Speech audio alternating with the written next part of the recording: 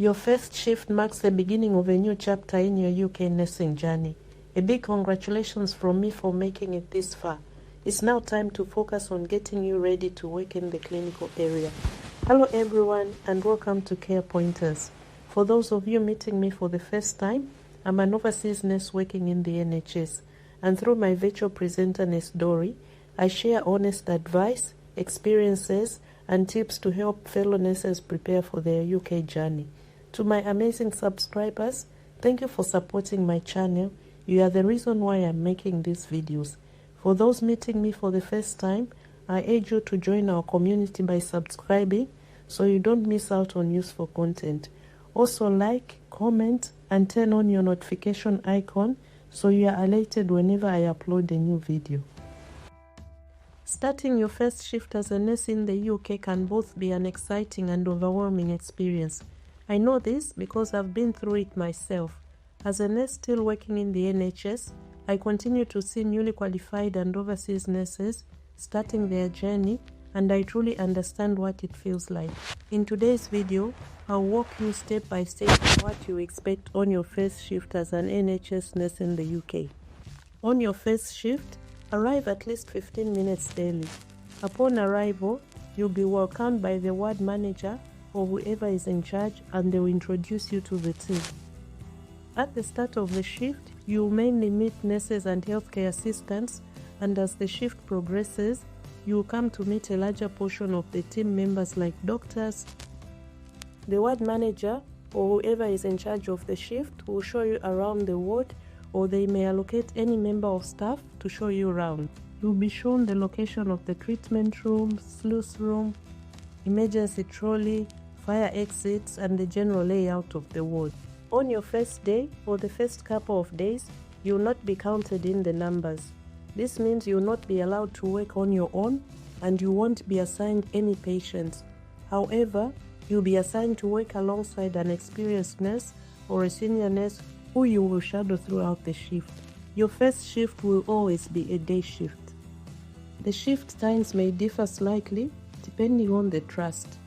However, the times I am using for illustration relates to the trust I worked for in the past. So the shift will start from 7 o'clock in the morning to 7:30 in the evening. So what happens on a typical shift? As already mentioned, you'll be assigned to work with an experienced nurse and allocated a specific number of patients in a bay. A bay will typically have 6 patients, so you can have 6 to 9 patients depending on the staffing levels. Every nurse will then be handed a printed copy of a handover sheet. So let's talk about your first activity. The first activity for the shift is taking board handover. Here the night nurse in charge gives an overview of all the patients on the ward and what has transpired during the night shift. You are given highlights like patients who are for resus, high risk of falls, critically ill patients, including crucial incidences that have occurred over the night.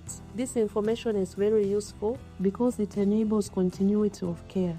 This means in the absence of the nurse assigned to look after a particular patient, any nurse can deliver the care as all the information is readily available. After board handover, you and the senior nurse will take handover from the night nurse. You'll be given information about the progress of the patient, their treatment, including outstanding tasks. Ensure you pay attention and write down the highlights. Missing important information may impact the care you give to the patients.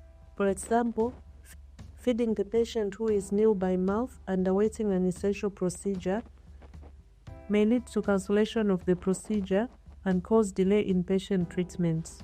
After you've obtained handover from the night nurse, you can go through the handover with the senior nurse to decide how you are going to work. It is always helpful to make a job list and decide which tasks to prioritize and tick them off as the shift progresses. Ensure all the urgent jobs are tackled before moving to the routine jobs. For example, if there are patients with high news scores, you can repeat the observations and escalate if required before starting the routine jobs. So let's talk about the ward routine. Soon after 7:30, after getting your handover, you can start your medication round. During the round, You should watch the senior nurse as they carry out their medication round, ensuring they are observing the 5 rights of medication, which are the right patient, right medication, right time, right dose, and right foods. Observe how the nurse communicates with the patients, especially gaining the patient's rapport. Communication is very important to gain the patient's confidence. Patients will only trust you if they understand you, and sometimes you'll find that some patients will refuse their medication, not because they don't want their medications, but sometimes because they don't just understand you.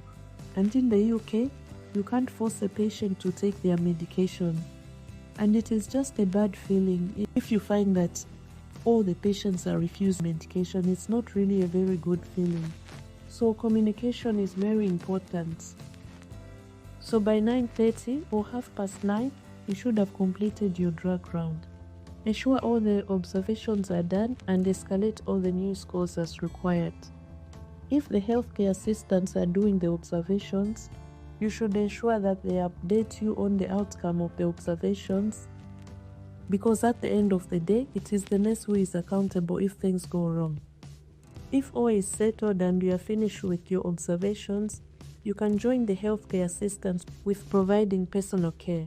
During this time, the doctors will be doing the ward rounds, and you can take the opportunity to see if there are any immediate orders to be carried out. Don't leave it to the end of the shift, as you may miss some important orders. By 11:30 to 12 o'clock, you should ensure all the blood sugar readings are checked, especially for patients who are on insulin. If the healthcare assistants are checking them, ensure they alert you about the results.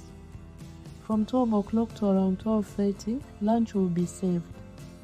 So from 12:30 to 1 o'clock, you can start your afternoon drug round.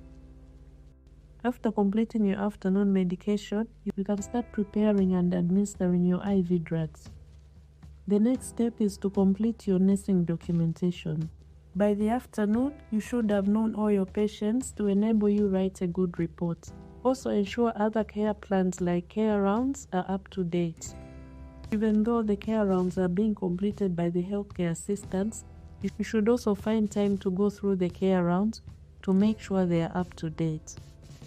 Be ready to answer questions from patients' relatives over the phone and during visiting hours. In most instances, the patient's relatives would want information about their loved ones, how the patient has progressed with the treatment, and any upcoming plans. 7 o'clock, round up and prepare to give handover to the night nurse about your patients. So what are you going to say during the handover? You should tell the night nurse about the treatment given, investigations carried out, observations, any changes in the patient's condition, and any outstanding tasks. Your shift will end at 7:30.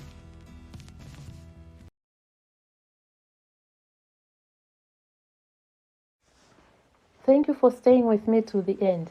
To those tuning in for the first time, my name is Ms. Dori Ovicho Presenter. To my subscribers, thank you so much for your support. You are the reason I'm motivated to post these videos. To those tuning in for the first time, please subscribe and join our community so you can benefit from the useful content. Also comment and share this video. I'll see you in my next video. Bye for now.